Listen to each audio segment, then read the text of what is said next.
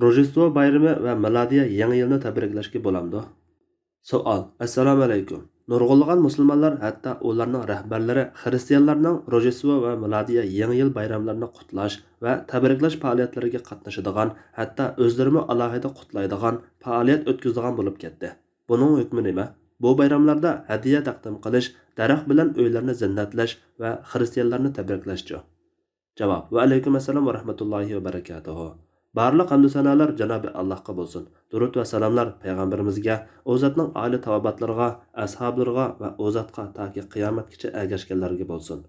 Afsuski, nurg'unlagan musulmonlar faqat xristianlarning emas, butparastlarning, din dushmanlarining, hatto qon dushmanlarining bayramlarini cho'ng bo'ladigan, alohida tabriklaydigan bo'lib ketdi.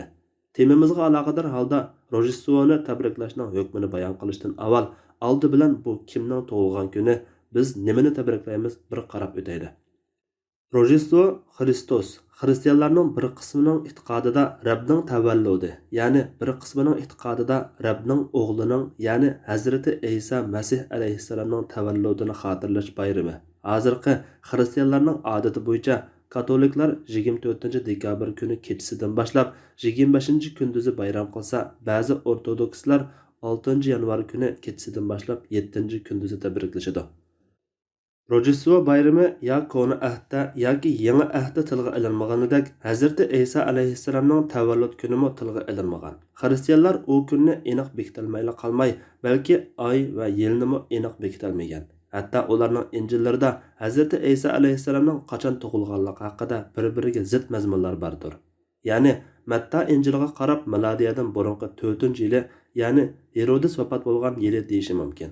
Ammo Luka injiliga asoslanib milodiya 14-yili deb yakun chiqarishi mumkin. Hazrati Isa alayhissalom havoriylarni bu kunni yoki boshqa bir kunni tabriklashga buyurmagan.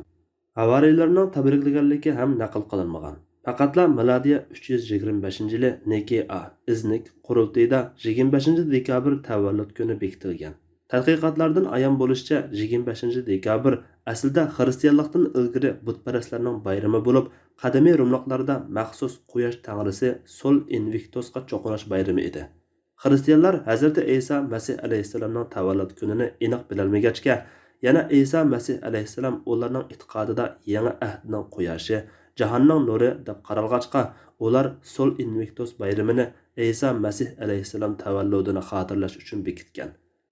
Va bu bayramda ular maxsus duo tilovat va ibodat bilan birga to'plashib xotirlash, kashk tamoq, Rojdestvo archisi, Rojdestvo buvay, Santa Claus va hadiya qatorliqlari bilan tabriklashadi. Bu tavalludning xristianlikda asosi bo'lmaganidek, tabriklashga doir boshqa faoliyatlarning biror asosi yo'qdir. Masalan, Rojdestvo archisi odati xristianlikdan ilgirki dal daraxtlarga cho'qinish butparastlikda qolgan bo'lib, qadimda Germaniyada keng tarqalgan odat edi. Germanlar xristianlikni qabul qilgandan keyin bu odat xristiancha simvolga aylantirilgan. Bu vajidan o'rta asrlarda katolik cherkovlari bu odatni qarshi olmagan. 15-asrlarda andin Fransiyada umumlashgan va u yerdan Angliya va Amerika ellariga tarqalgan. Natijada bu archa Injilda tilga ilingan hayot archisiga, jahonning nuri deb qaralgan Hazrati Isa Masih alayhissalomga simvol qilingan. Bu bayramdagi hadiya taqdim qilishmi o'xshashla butparastlikdan qoldig'idir. Bu odatni butparastlikdan eng dastlabda qabul qilganlar katolik cherkovlari bo'lib, ularning o'zlari bu bayramning dastlabda yo'qligini, Misr va Rum butparastlaridan kelganligini, keyincha Rojdestvo bayramiga aylanganligini, Injilda birarsining buni tabriklaganligi yoki bu kun uchun ziyofat berganligi tilga ilinmaganligini, Fir'avn va Herodesga o'xshagan gunohkor mustabidlarla bu dunyoga kelgan kunni katta tantana kuni qilib olganligini e'tirof qiladi. Demak, asli butparastlik qoldiqi bo'lmish mazkur bayram xristianlikning dastlabki asrlarida yo'q bo'lsa-mu, keyingi asrlarda bir turkum xristianlar o'z e'tiqodlariga moslashtirib umumlashtirib olgan bayram bo'lib, bu bayram biz musulmonlarning qanoatida xristian e'tiqodiga tangilgan shirik va kufr amaldir. Afsuski, ularning e'tiqodida atalmish qutqazg'uvchi Parvardigor Masihning tavallud kuni bo'lib, Alloh subhanahu va taolo Maryamning qo'rsiqida tanga aylanib yeb ichadigan va uxlaydigan bir inson sifatida dal mushu kunda tug'ilganmish. Mana bu islom aqidasining tub asosi bo'lgan tavhidga tamoman ziddir. Aytqinki, u Alloh birdir, hamma Allohga muhtojdir. Allah bola topqanmi emas, tug'ilganmi emas. Hech kishi uningga tangdosh bo'lolmaydi.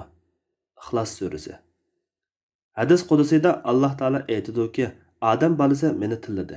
Vaholanki uning meni tillash haqqi yo'q edi. Meni yolg'onchi deb oldi. Vaholanki uning bundoq deyish haqqi yo'q edi. Uning Allohning bolasi bor degani meni tillaganidir. Allah meni burunqi holimga o'xshash qayta tirildirolmaydi degani bo'lsa, uning meni yolg'onchi deganligidir. Ular Allohning bolasi bor deyishdi. Sizlar shak shubhasiz qabih bir so'zni qildinglar. Bu so'zning yomonligidan osmonlar parchalanib ketgili, yer yerilib ketgili, tog'lar gumron bo'lib ketgili tas qoldi. Bu shuning uchunki ular Allohning bolasi bor deb da'vo qildi.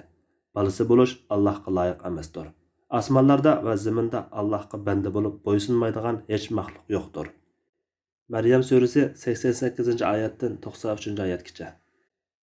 Allahni Masih ibn Maryam shu davolgan kishilar haqiqatan kafir bo'ldi. Maid surasi 17-oyat. Yahudiylar Uzayr Allohning o'g'lidir dedi. Nasaralar Masih, ya'ni Isa Allohning o'g'lidir dedi. Bu ularning og'zidagi dalilsiz so'zdir. Ularning so'zlari ilgirki kafirlarning so'zlariga o'xshaydi. Alloh ularga la'nat qilsinki, ular qandaqmi Allohning bolasi bor deb Allohga yolg'on chaplaydi. Tavba surasi 30-oyat.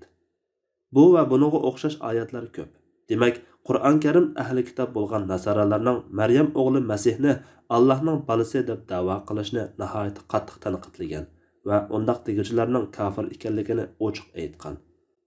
G'arb kalendari bo'yicha Hazrati Isoning tavalludidan 570 yil keyin tug'ilgan 632-yili boqiy olamga safar qilgan payg'ambar sallallohu alayhi va sallam xristianlarning ko'rgan va ular bilan munozirlashgan va ularni islomiyatga chaqirgan.